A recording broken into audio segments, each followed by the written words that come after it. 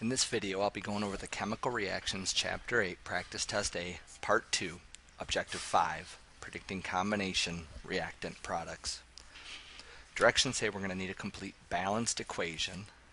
In order to get there, we're probably going to need a periodic table, our helpful hints, and maybe your flow chart that has the acid rules. One thing I'll ask you to do is to identify each time which helpful hint so that you're just not guessing at a product.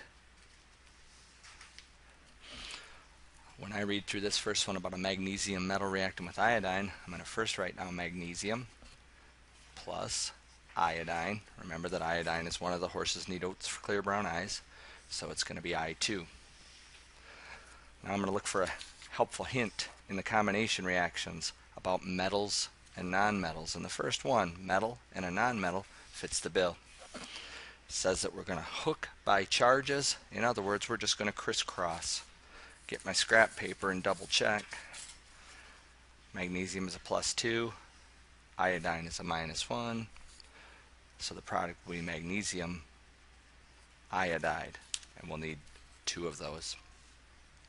Double check to see if it's balanced, and it looks like it is. If I'm really going to make it complete, this is a solid, this is a solid, and all salts of ionic compounds are solids. Unless they're in water, then they'd be aqueous.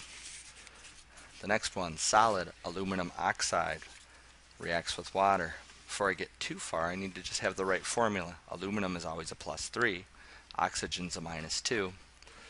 The crisscross means I'll have to have Al2O3, and it's reacting with water. Need to find me a helpful hint that's going to help me predict the product. In this case, it also starts with a metal, but it's a metal oxide. One of the rules, number 4, says a metal oxide with water, and that's precisely what we have, a metal oxide with water. So that's helpful hint number 4. Helpful hint 4 says that when a metal oxide reacts with water, we'll end up with a base at the end, and bases always end with OH or hydroxide. So when I go up to here, the metal is aluminum, but I got to match it with a base, which is hydroxide. Aluminum's +3, hydroxide are -1. When I do the crisscross, it will be AlOH taken 3 times. Then I have to check to see if this is a balanced equation. I can see 2 aluminums over here, but only 1 over here, so I'm probably going to need 2 aluminums over here. Now I have 2 aluminums, 2 oxygens, and 6 hydrogens.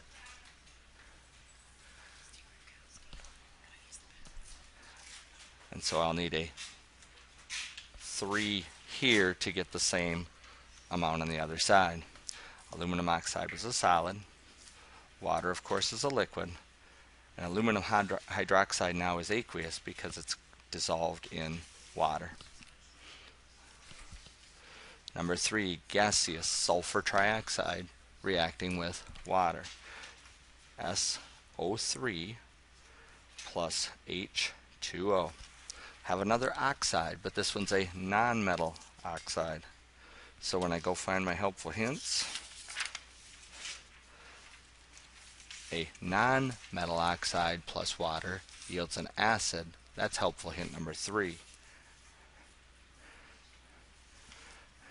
And what helpful hint number 3 says is to put the H's first, then the non-metal, then the O's, and just add up how many you have.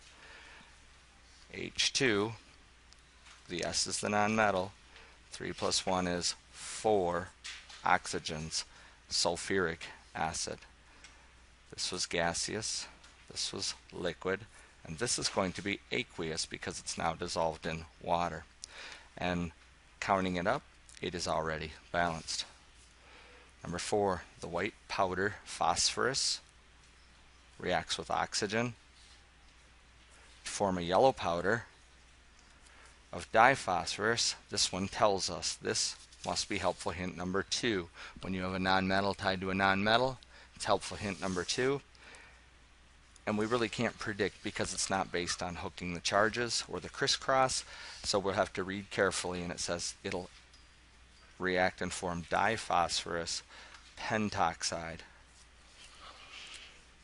This is a solid, this is a gas, and it forms a yellow powder, so that's going to be a solid. Last thing is to balance them. If I have 5 oxygens over here and only 2 over here, it looks to me like I'm going to need 10 total on each side. So if I multiply this side by 2 and this side by 5, that's getting me closer. However, now I have 4 phosphorus on this side, so I need 4 phosphorus on this side. And the last one, copper metal, reacts with sulfur to form a copper 1 product. Already I'm getting the hint that it's probably going to be ionic. I got a metal and a non-metal.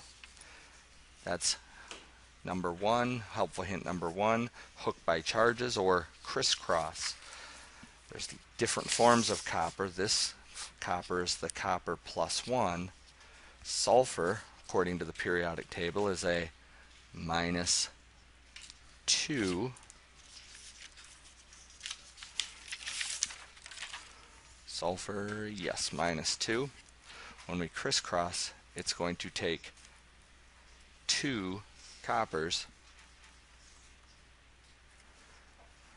and 1 sulfur, copper 1 sulfide. This isn't balanced yet because there's 2 coppers there, but if I put a 2 there, it will now be balanced. Copper metal is a solid, sulfur powder is a solid, and the copper 1 product will also be a solid.